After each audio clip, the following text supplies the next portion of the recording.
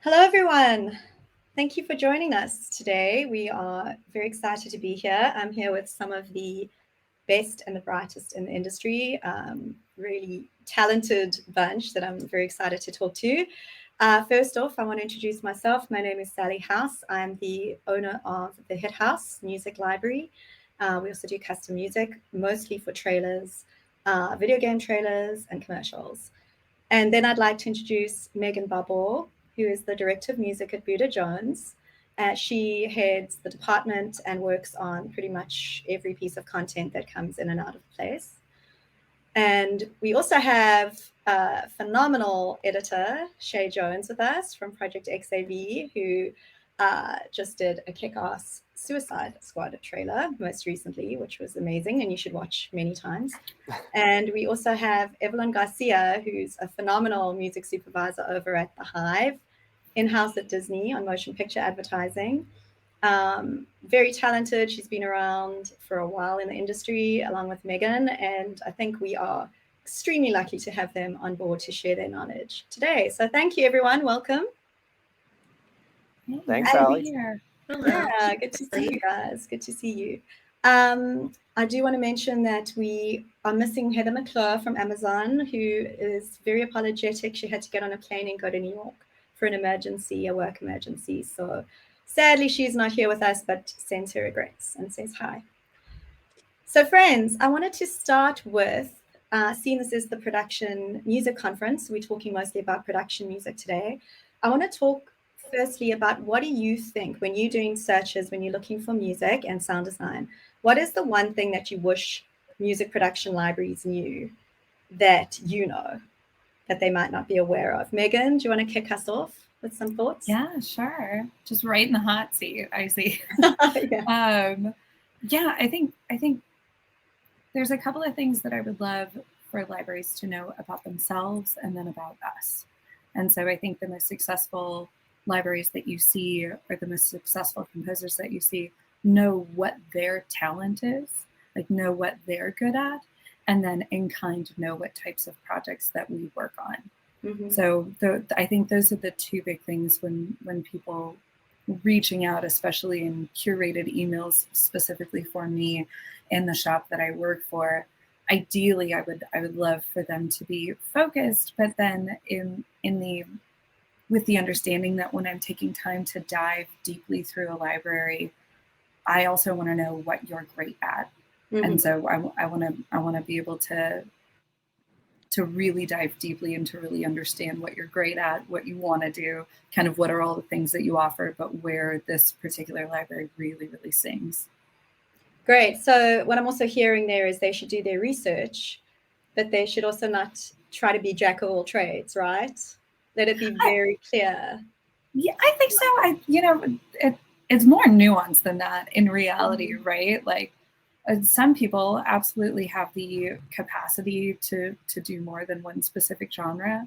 However, I think when somebody says I can do everything, hey Danny. Hi, sorry. I think you definitely want to know. I love that you want to do everything, but I do want to know what you're great at. Like right. I want to know where your talent really, really shines. Your go-to. Yeah, amazing. Very cool. And everyone, welcome Danny Exum. He's the Director of Music at Workshop. He's a legend in this industry, of course. I'm sure many of you have seen him before. Thank you so much for hopping on, Danny. We appreciate you being here. Of course, I'm sorry for being late. My apologies. No worries. And Evs, do you want to talk quickly about your thoughts in terms of what you wish libraries knew?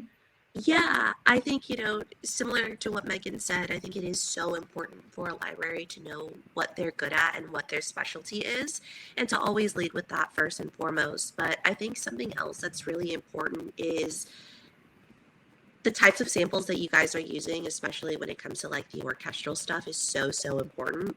Because at the end of the day, we're listening to stuff on like really nice headphones and really nice speakers. And when we go to mix, you can kind of tell, and something that we look for more often than not are things that sound like they're real live actual recordings. And I think sometimes people forget about that. And I think that's a really key important thing. That's great. Thank you for adding that. Danny, what do you think?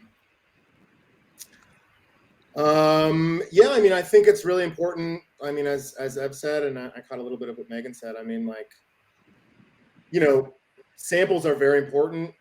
You know, I know that a lot of times, certainly when we're trying to mix something, or, you know, our clients have a hard time getting past something that sounds thin or something that sounds like synthy or whatever. So I would definitely say, like, you know, you put your best foot forward there. And I think Evelyn made a good point in terms of, you know, lead with what you're good at. You know, everybody has a specialty, and certainly everybody wants to be able to do all kinds of music, and maybe you can, but I think, you know, the truth is you probably have something that you're better at than other things, and I think those things should lead the way in terms of how you want to approach us and send your music out, and you know, be that sonic identity for your brand, you know.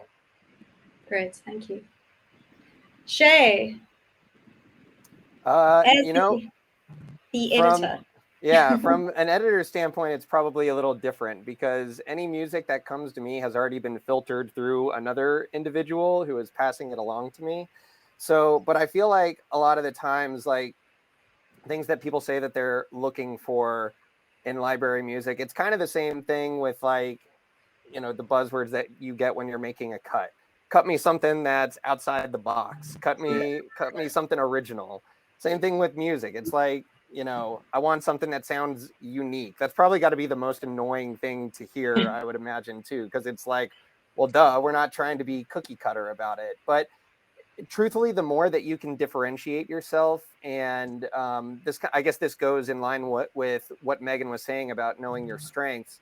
It really makes your music shine. If we get something that has like a really clear and unique sonic identity, like, it's so useful. And yeah, I mean, I think that's pretty much that'll be my only, like, do something that sounds unique, and then and then no more of that. So yeah, you cut off. You're not allowed to say the word unique again for the next yep. 8 minutes. No more unique. Awesome. Yeah, Danny, just thinking of when you pitch for editors, and Megan and Evelyn, how different is it, editor to editor? I would love to hear your thoughts on that in terms of when you're searching for music. Are you looking for, is it more is more for certain editors, less is less? I mean, certainly preferences. Certainly every editor is different, and some love, as you said, more is more mentality. Like, some love to sort of like dig through stuff, and some love to have something very curated, and, you know, everything in between. And whether that means, you know, I have some editors that don't even use the same sound effects for every trailer, you know, so like every time we're picking new sound effects or helping them find new sound effects. So, you know, I think everybody comes to that process differently, and certainly editorially, you know, we try to make sure that however that editor wants to work, we'll you know, include that into our workflow. And if it's something where, you know, I mean, my preference is pull 15 cues and let's talk about it, basically. That's what I like to do. And usually that's fine. Sometimes people want 30 cues or more, or something to go through or whatever. So it definitely depends, but, you know, I think there's nothing that's sort of like, you know, I mean, we're never giving anybody like 2 cues, like, I don't want a big folder, like, give me a couple, you know, even if they say that, I'm going to give them 10, you know. So, but it depends. I mean, it's definitely a little ballet trying to figure out how an editor wants to, you know, first, like, you know, the music gets through us, we have to figure out like what is good, what's going to serve this project, and then, as Shay said, filter it through to people like him. And so it's a dance, you know, it's a dance. Yeah, I think having good relationships with your editors and having that shorthand with them is so important because, like Danny said, every editor is so different in how they are as a creative. So really understanding their creative viewpoint and what they're trying to achieve in their cut is, I think, what makes a big difference. And everybody works differently.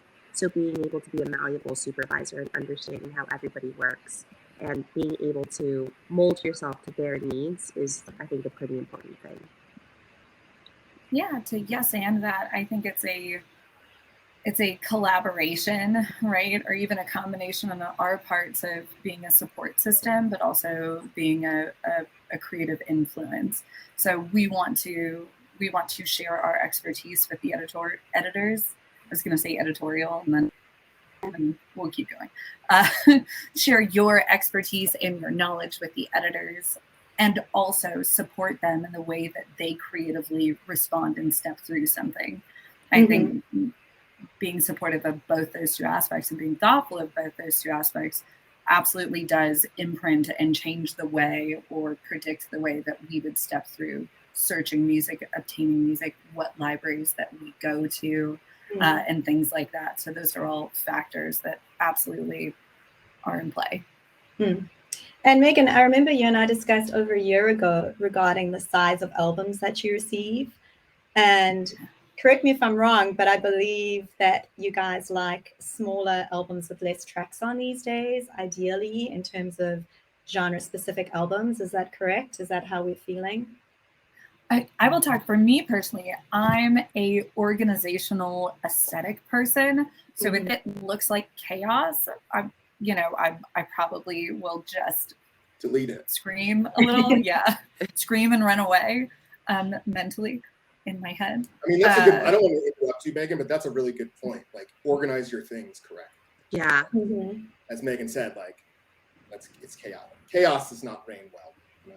So if we're looking at the domino effect of that, I have only so much time in order to step through a search at the end of the given day. I think we're all just up against the clock so consistently. So that I open up a folder and then it's got like the full mix, the no choir, 30-second, 10-second, TV mix, and then the stems underneath that. And so that one song takes up like 30 cues. I'm like, like I can't, scroll. Oh my God. And it becomes so inefficient. So I think really testing the organization of how you pitch music and how it comes to us is very important. As for the size, I can speak to both albums and to pitching. If I'm reaching out to anybody, I dictate. I want a small folder, 10 or less. I want a large folder, give me like 20.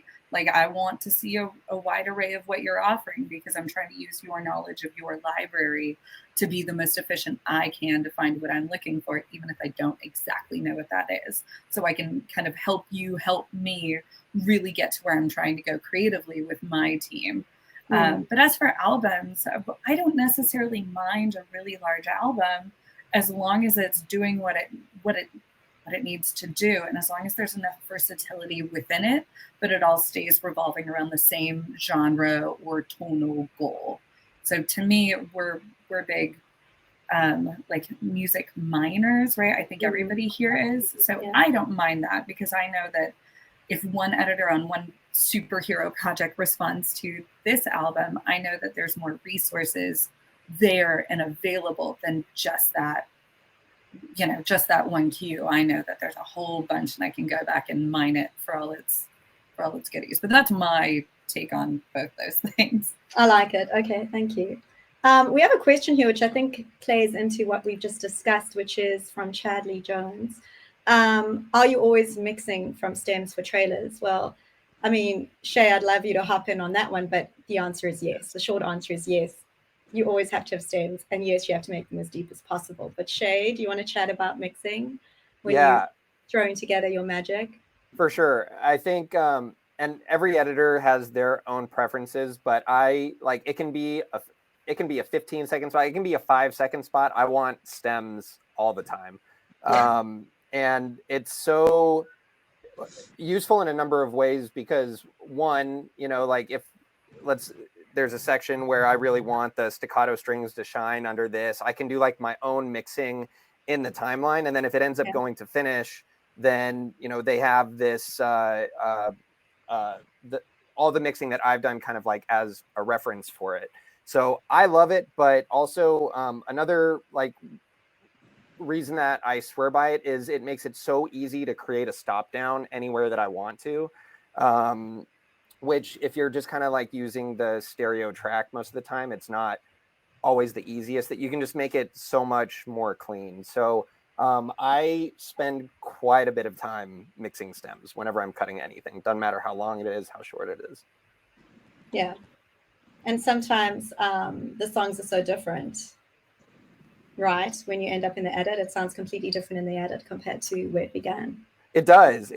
And it's another useful reason to have them is because it was like kind of what Danny was saying earlier. Sometimes a client will listen to something and be like, oh, this is like too synthy. I'm not really, this instrument right here is kind of bumping for me. And then it's so much easier to just go into the project, mute that stem, as opposed to just, if you're not doing it with stems, having to go back and asking, hey, can you send us a file that doesn't have this instrument in it, and so forth. So, but yeah, it can sound pretty different. Doesn't lose the identity of the track itself, but of the uniqueness.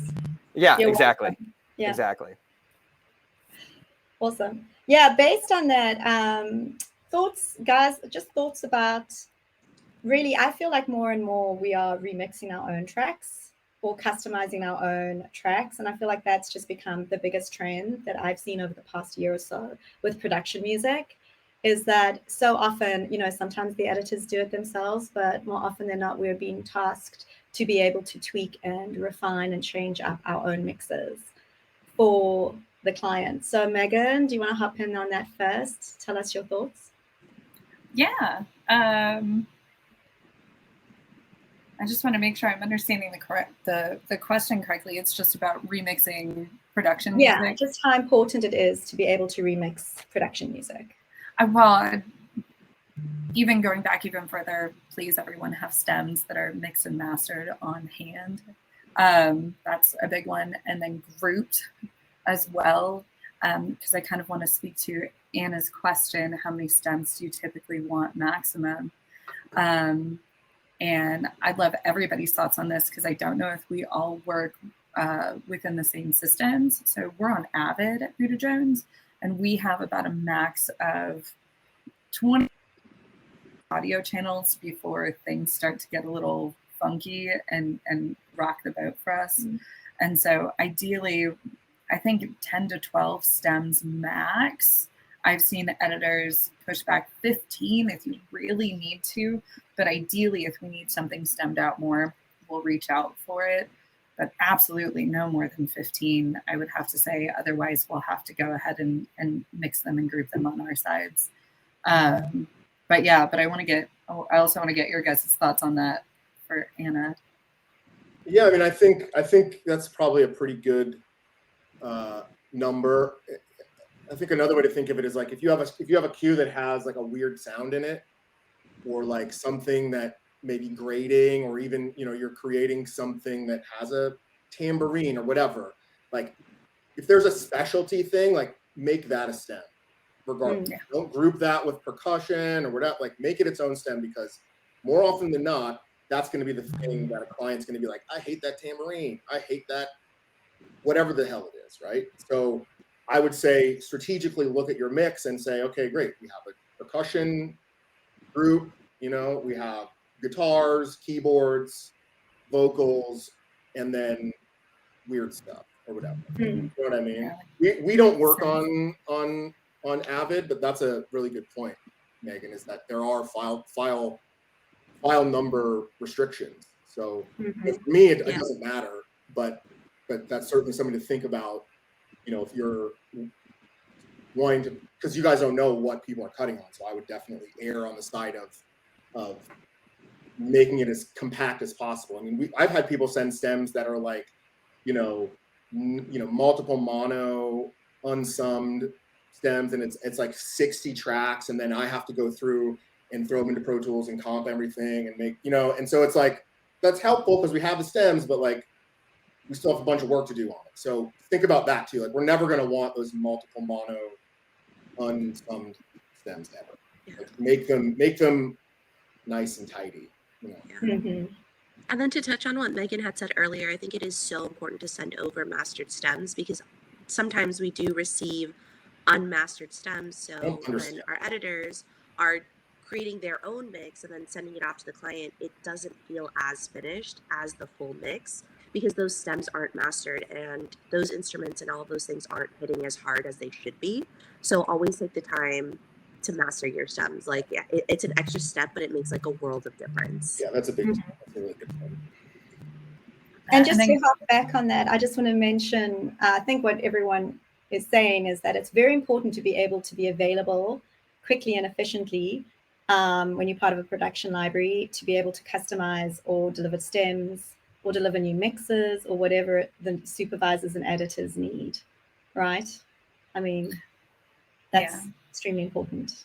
To get back to your original question about customization, I do want to agree with you that we are reaching out, at least it feels like we're reaching out much more often to request libraries to customize their own cues as a policy. And I think everybody here does this, I'm guessing. For example, I'm not going to have another composer revise your cue. If it is a hit house cue, I'm going to reach out to Sally and the hit house team and say, could you please customize this cue for us? And we do that for every single library. And then when it comes to music, then we can go and choose who we think is the best partner to customize and augment or remix, insert all the verbiage right there to manipulate the song to get it to what we need to do. And then to jump onto Diraj's question, how often are we using existing library tracks versus working with the music house for customs? It's a lot of both. So either we're revising library tracks that we're getting ground up customs, and we're also employing library composers to help us give mainstream music that trailer sensibility and storytelling that we're looking for, that lots of the times mainstream music does not have and just really needs. Does that answer the question, Sally? Yes, totally. That's perfect. Extremely helpful. Yeah, because that actually brings me into another question we were chatting about in terms of writing songs for sync. And Ev's touched on this earlier when she was talking about samples. But I think, songs are a different animal when we're writing songs, and we end up syncing them in trailers of all different kinds.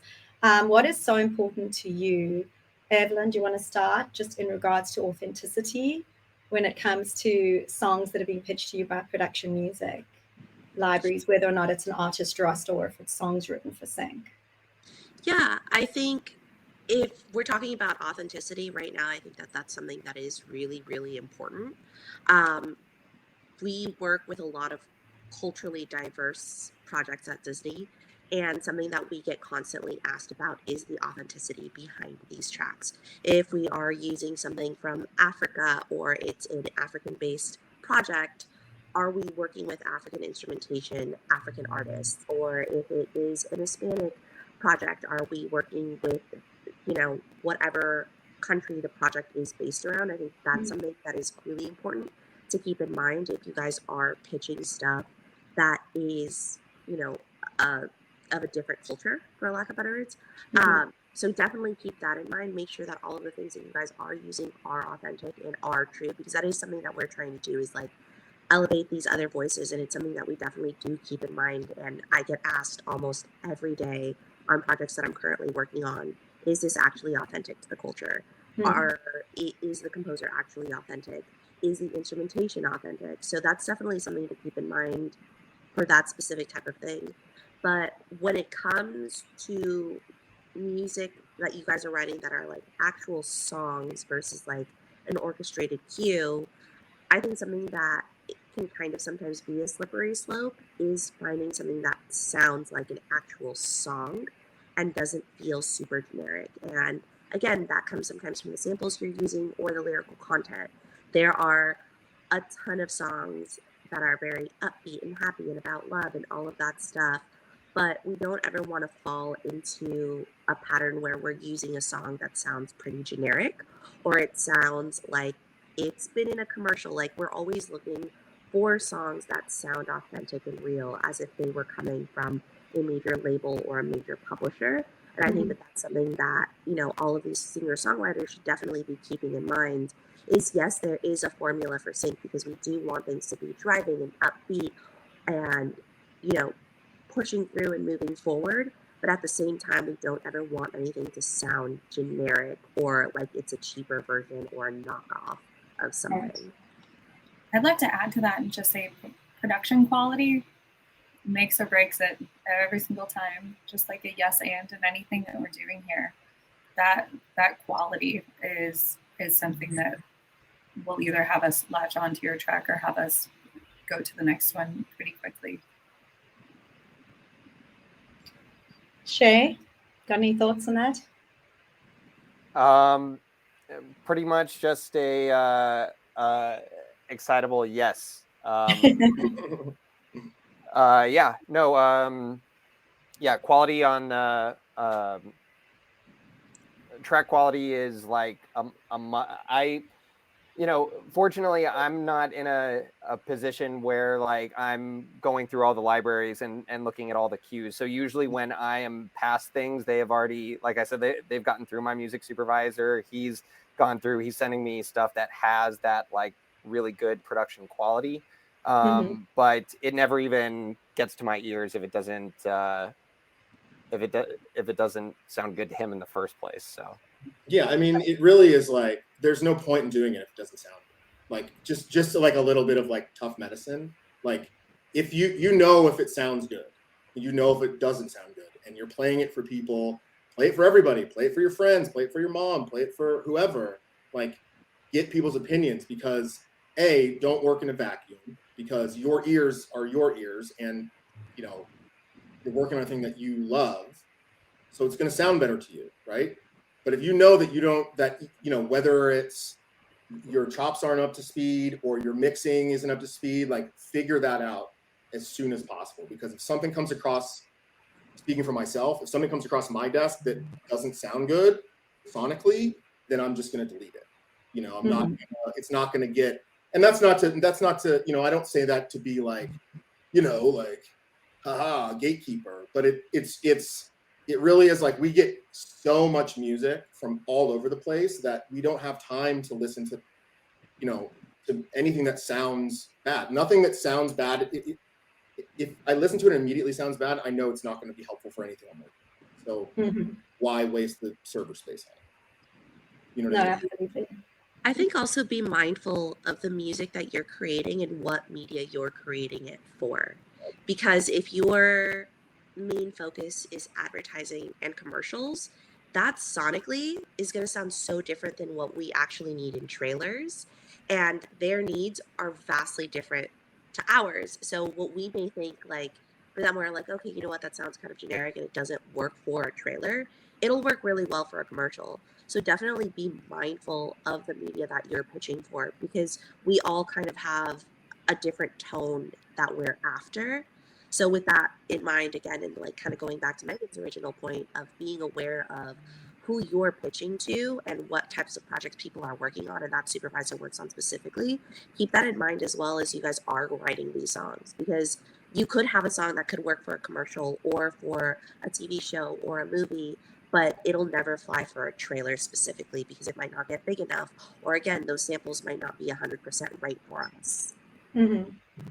Now, I do feel like it's the brave new world for production music libraries now because of all the content that's coming out. So it does tend to often be more of a need for production libraries, sometimes due to budget, sometimes due to timing, as opposed to being able to do a custom. So based on that, I mean, overall, whether it's songs written for sync or whether it's score, is there anything you feel like you have a really hard time finding generally that you'd love to see more of or hear more of?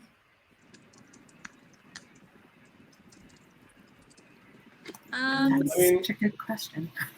Like in terms of, are you talking about like orchestrated stuff that we'd like to see more of, or just like songs that we'd like to see more of in production music libraries? Yeah. Is there anything you feel like you have a hard time finding that you wish you could find more of? I think for, again, speaking for trailers specifically, hip hop is such a hard one, because I think oftentimes, you know, when you're listening to a hip hop song that belongs to an artist, what really drives the song is how they present their lyrics and, you know, how they're rapping. That's really the driving force. You take away those lyrics and it's usually the same beat over and over and over and over, and it gets pretty repetitive. So what I've noticed is oftentimes when production libraries are trying to recreate hip hop songs, they follow that same formula, but they're not necessarily understanding that we have dialogue to consider, and that our editors oftentimes have to strip a lot of those vocals out. And when you strip those vocals out, we have very little to work with.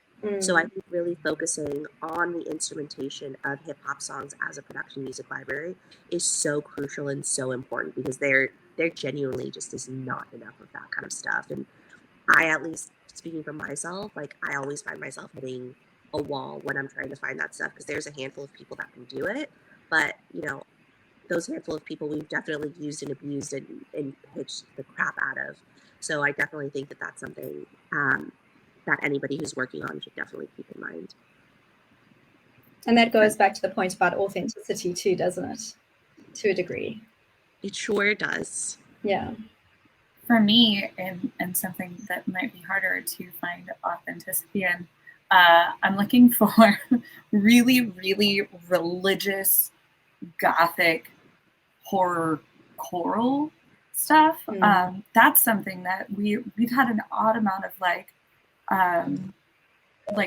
religious topic projects come in, whether it's like, of course we're a horror trailer house, so it's like possession or like the devil, things like that. But the things that have a religious overtone, I think one of the things is those vocal recordings, especially something with that Gothic choir. You know, we all reference The Omen, but things like that, I think there's so little out there. And there's actually, if you consider all the horror movies that you've ever watched, there are a lot of places for that to go. But the challenge in that is recording the live vocalists in order to do it. And so I understand why it doesn't necessarily exist, but man, that would be so cool if it did. So looking about at you 2 weeks from now, expect a full inbox with I know. I'll be set for like a decade. Yeah. It'll be fantastic. Authentic Gothic choirs. Yeah. Yeah. Choirs, big Gothic choral choirs, you know, just give me all your religious, all the choirs, leaning hauntingness. Creepy choirs.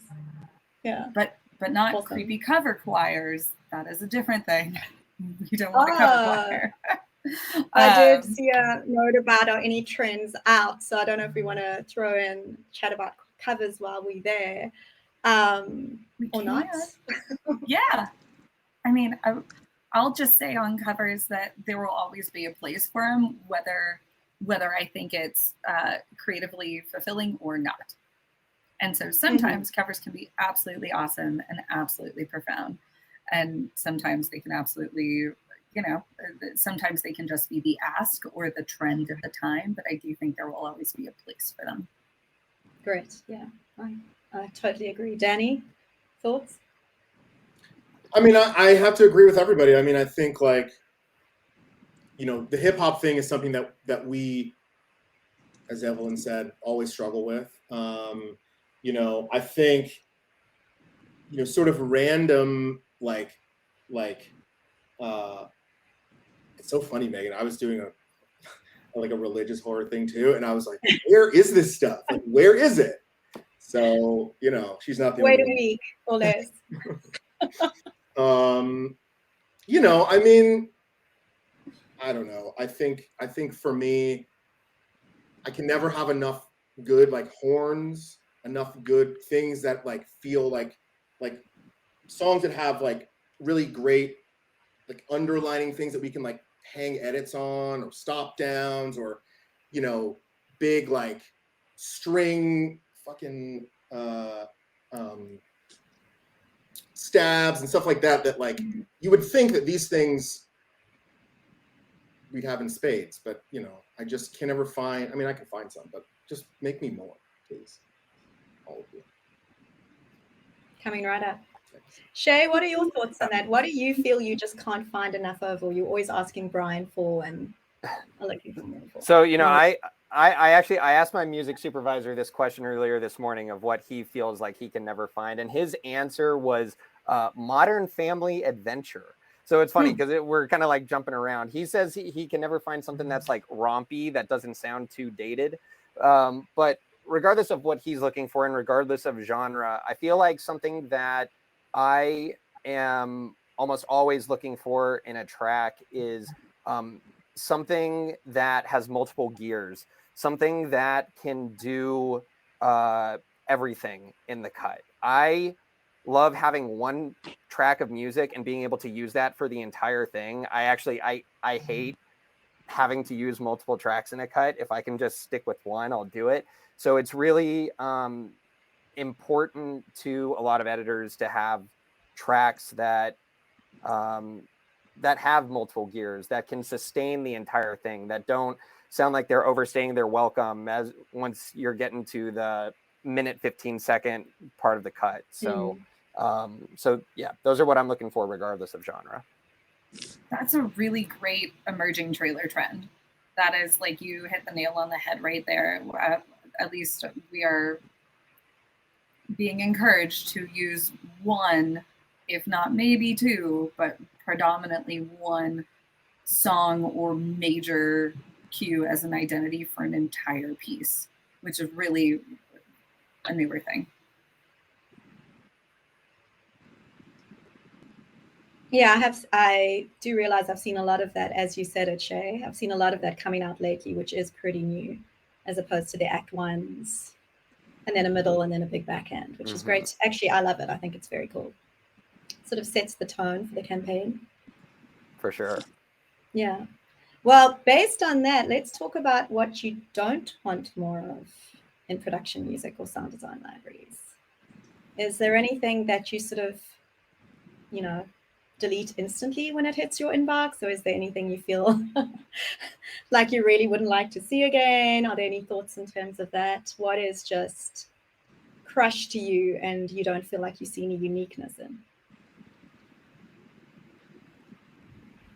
I don't know. I feel like I'm such a pack rat that I'm like, I don't care. If it sounds good and I'm like, maybe I can use it, I put it on the playlist, you know? So I would rather, you know, like I said, it has to sound good and it has to be interesting. And, you know, but I feel like people are always going to ask for X. There's always going to be a, you know, because trends are circular, right? Things will come back and, you know, I can never have too many. I mean, this is a low-hanging fruit, but I could never have too many covers. I could never have too many fucking remixes. I could never have too many, you know, things that are, I don't know. I'm trying to think of something that I would be like, God, I can't believe I have more of these. But I really hits and swooshes. Huh? Hits and swooshes. No, because even then, like I have editors, like I said, that want new shit every time, new hits every time. So, you know, is that annoying to have like tons of hits and you know, yeah, my server is just rotten with hits, but you know, they come in handy. But keep them coming. Yeah. Yeah, I feel like we're hoarders. We're music hoarders. When something becomes relevant again, we can go back and buy it, because if you hang around long enough, you see everything repeat itself. It's this beautiful cyclical nature of trends in one form or another. So I think yeah, I don't know. That's don't send bad production quality cues. That's what I don't want to see or hear, rather. No, I mean, that's wonderful news, I think, for everybody attending this panel, just to keep it coming, right? The genre doesn't matter. It's all about the composition and the production. So we have a question here from Scott Green. What are some aspects of a project that might drive you to look outside of the box and actively seek out more experimental, non-traditional cues, as opposed to the more traditional style structures typically utilized on other projects? I think that's just dependent on the project itself. Yeah. Like if we're, you know, working on something that's definitely we're marketing as more experimental and just totally different than in a traditional way, then like that's what's going to push us to really think outside of the box, because there are certain things and certain franchises that have a very specific tone, and that's kind of the world that they like to live in, and we'll stay in that lane for that. But it's just really dependent on the project itself. Yeah, in Buddha Jones, we have a lot of opportunities to get really weird sonically. So we have a lot of fun. We always, I think if any of you have ever hung out with me, I always ask anybody for a folder of weird. Just give me the odd things that you have curated, and I want to store them because we will most likely be able to use them at some point. Awesome. That's great to know. So hit us with some questions, guys. And please don't make it all about Gothic choirs. We already know you're working on that immediately. That's wonderful news. There's a question talking about LUFS levels and talking about what levels do we like. Oh, I see that scrolling back. Do you have a thought on that, Sort of Megan? levels? LUFS. Sorry, am I breaking up? I think my internet connection sucks. No, you're good. Okay. Only for me then. Good. This isn't awkward. So the question was, what integrated LUFS, LUFS levels do you like to have? And so because I didn't have an answer for that, so I quickly started asking people over here on the side. And the big takeaway that I received from the information that I got was a clean master beats out the actual volume any given day. So it's usually, I'm being told, between -12 and -7 for ideal levels on that. Let me know if that answers. I'm glad you had an answer for that, because I did not. The only time that ever comes up for us is on a mix stage, by the way. Yeah. In my experience, anyway. So, when talking about, anyway, Megan answered. All right. So when we are writing songs for trailers, whether it be video game trailers or for movie trailers, shows, etc., do you guys think there is a type of genre or style where substance over recognizability is more important? I mean, I think substance is always more important over recognizability. Even to your clients? Yeah. Oh, I thought when it comes to production library music. Well, I'm thinking songs like Oh, okay, sorry, I existing misunderstood songs the question. for sync, yeah. I guess that also kind of comes down to the project and how we're trying to sell it. Like if we're being asked to use a song, chances are they want a recognizable song. Yeah. So then that goes until back. they realize they can't afford it, and then they're like, give me something that sounds like it, and then where you come in. I mean, the Shay, do you have any thoughts on that in terms of recognizability? How often do you end up cutting with a song purely based on the lyrics versus something that's recognizable by a known artist?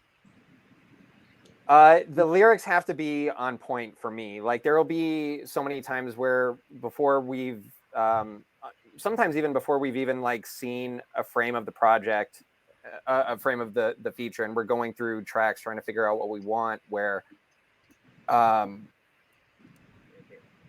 be going through the lyrics and being like, does this apply? Well, sorry, in this situation, I guess it wouldn't be, before we've seen any of the frames of the feature, but after I've like watched it through, and the lyrics are crucial. It's like you have to find that sweet spot of having lyrics that speak to the piece that, while also having it be a track that people aren't going to be like, what is this?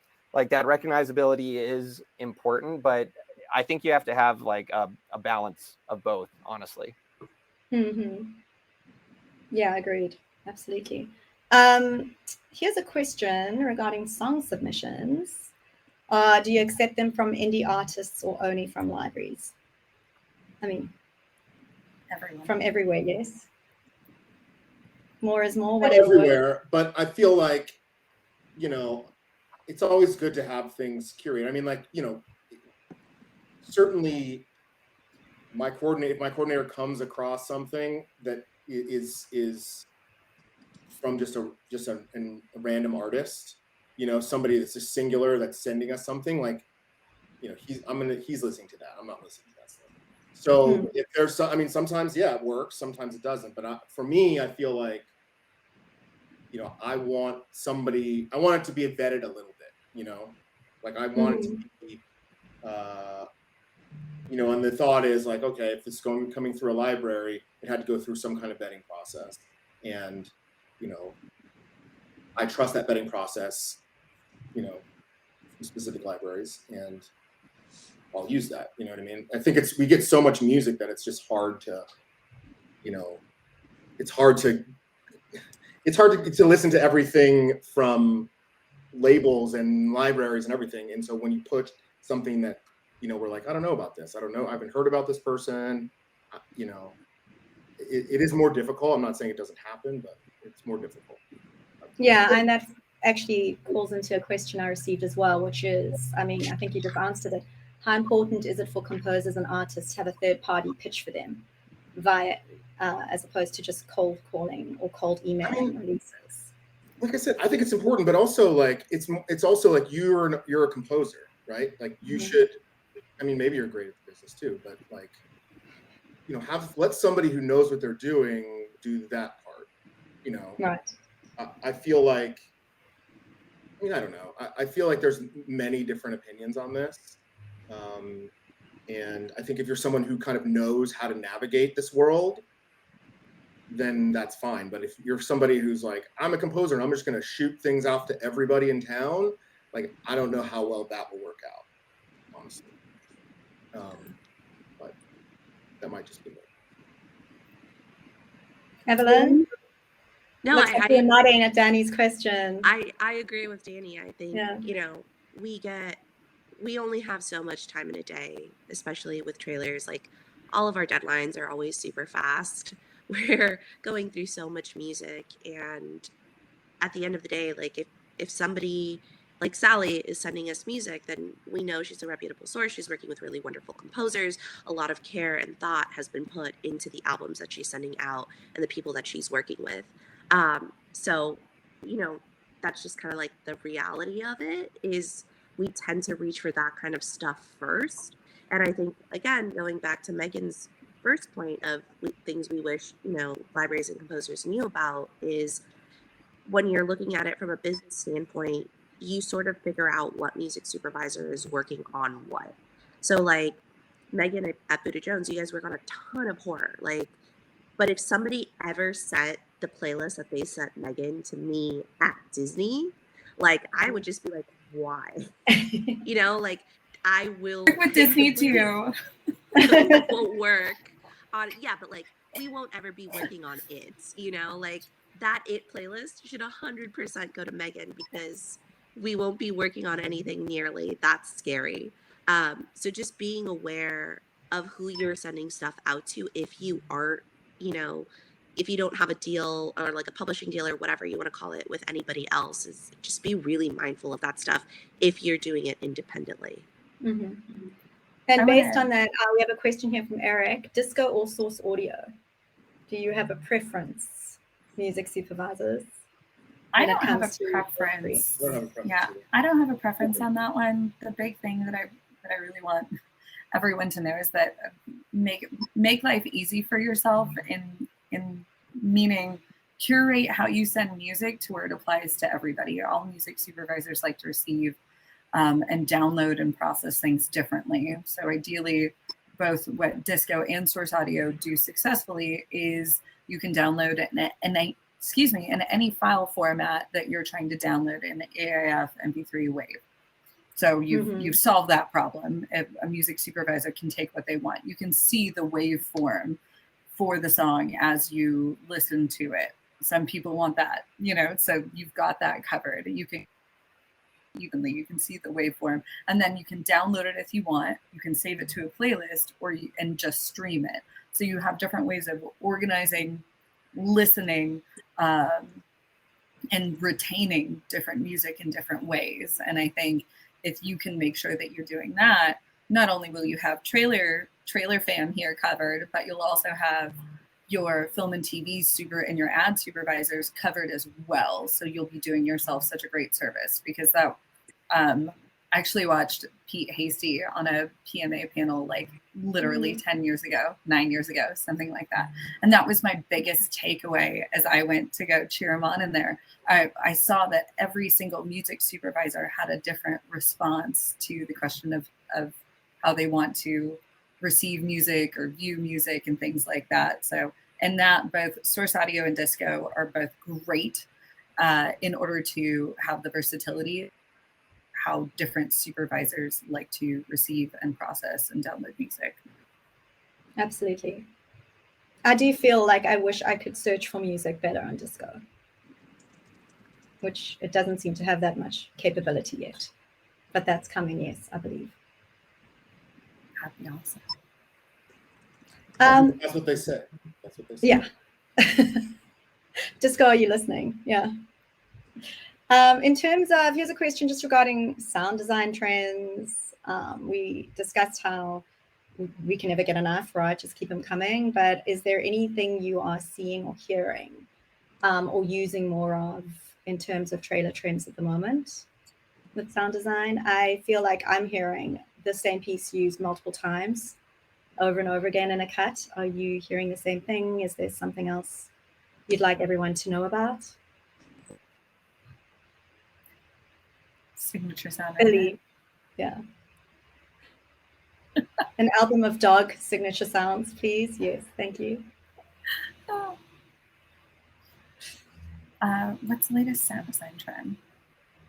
You know, I think we call them signature sounds, but what they truly are, in all honesty, are just repeating motifs that are applicable accents within the cut, right? Mm-hmm. And we can go and source them, but usually they're a little bit more organic and native to the cut itself and to the project. I don't know. I think we're still living in Brahm world. I'm not gonna lie.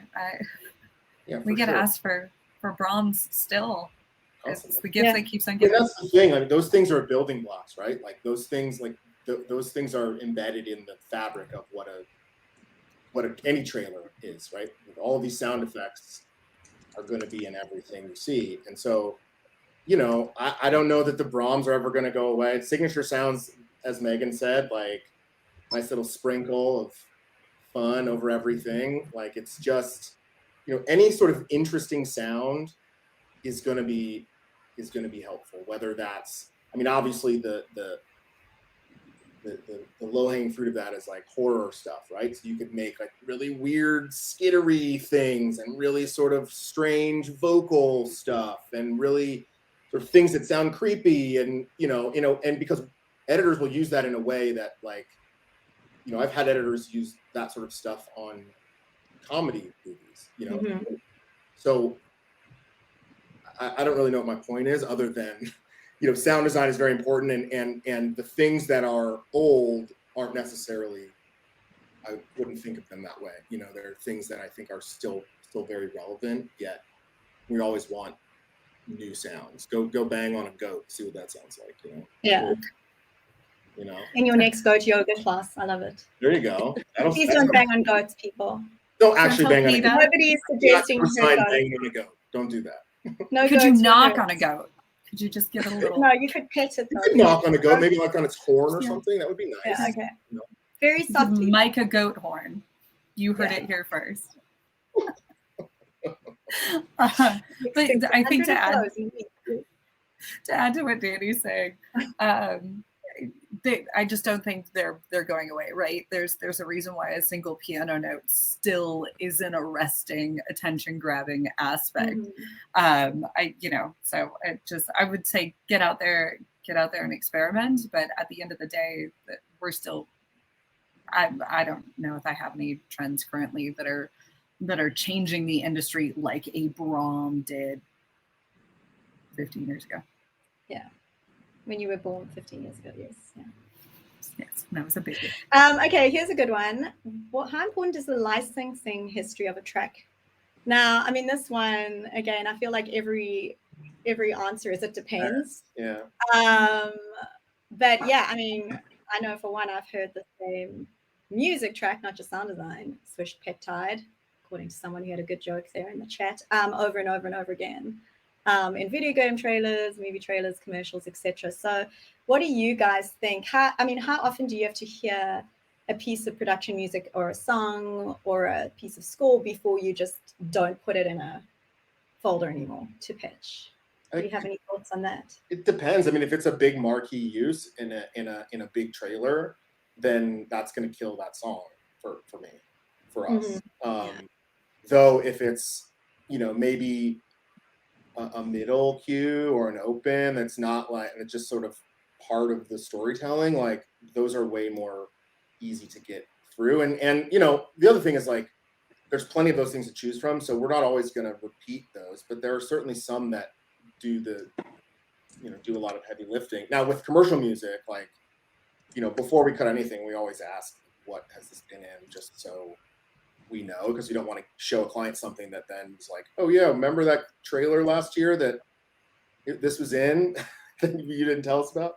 So you know, that's obviously very important. But I think in terms of library music, if it's not something that's like a giant use, I think there's some usability there to a certain degree. Though, as Sally said, like sound effects, I don't count in that because you use sound effects over and over and over again.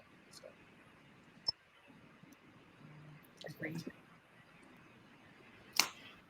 Shay, question for you. How has COVID changed the way you search and edit music? Because of the remote offices, I know this has been a big thing now in terms of music servers for editors. Do you tend to, I know you work very closely, obviously, with Brian, your gatekeeper, but do you tend to search differently now for music when Brian isn't available, or do you feel you have enough access directly to your music server?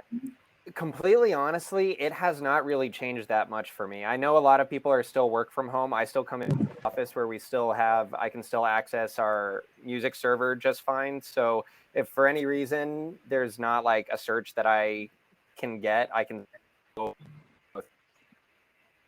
and kind of find things the same way that I would have pre-pandemic.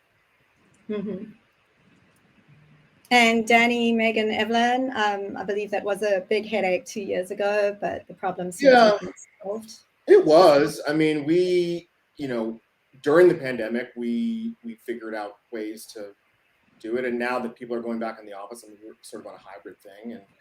And we use Jump Desktop so that everybody can just access our actual server. Because before we were using a proxy server that was good, but it wasn't great. And so now we just sort of VPN in basically to our actual server, to our actual machines on our desks at the office. You know, so and in that way, we essentially you could be anywhere. I mean, we've had editors go on vacation and bring a machine with them, and they can just it's as if they're working in the office. So it certainly opened up, especially in a business like ours, which has been very like lock yourself to your desk and, you know, don't come up for air and don't see your family and cancel your plans. You know, that's been a real game changer for me, you know, because the access is still there and the job can still get done. I think COVID helped personally. I certainly. Go ahead. I just found myself relying much more on things like Disco and Source Audio than ever before because of the transfer times and things that it took when stepping through a proxy server. Now we also have joined the Jump family, and that's helped us a lot in workflow. But if our workflow or our server access is ever compromised, those resources to have another place to log in and go and dive deep and to be able to search is irreplaceable. Absolutely. We have a fun question here, which I love getting. It's how long from initiation to completion does the average trailer project take? You guys don't want to know this answer. I'm telling you that. Yeah. Really. That is such a difficult answer too, because it depends on like where you come into the campaign. Like if you're on a teaser from the beginning, oh my God, it can go over a year, Years. honestly. Especially if it's like animated. Yeah. Man, we were on one of the Planet of the Apes movies for like 3 years. It was wild, from like dailies to completion of it. But I feel like on average, like, I don't know, what do you guys think? I feel like around 6 months ish is 6 to 8 months. reasonable. Yeah. Average. Yeah. A week to 3 years, right? I mean, yeah. We did have to cut a trailer last week, no, 2 weeks ago, in a week, from inception to like mixing, and I was like, I never want to do this again. This is bullshit. That's been happening so much lately, and I'm like, why? Well, it's because they weren't happy with their other piece, and they were like, hey, we have no time. Fix this. Okay. But yeah, a week is a lot. It's not usually that fast, but it's normally a lot longer. Yeah, keep changing the music. No, the music's the thing that's the problem with this, right? Yeah, always. It's always our fault. All right. Well, guys, we are out of time. Thank you so much for sharing your wisdom with us and for being here. Hope it was helpful. I really appreciate your time. I know how insanely busy you all are right now. So thank you. Thank you. And I see there's a few more questions in the Q&A. I'm just going to answer those before I hop off here completely, but I'm going to stop the broadcast. So Megan, Shay, Evelyn, Danny, thank you again. Thank you. Good to see Thank you. you Thank you guys for so all the much. attendees. And if we can leave you with anything, it is please do not bang on goats. Don't bang on the goats, please. Don't Okay. No. Thank you, everyone. Bye. Thank you. Bye. Bye, guys. Thank you.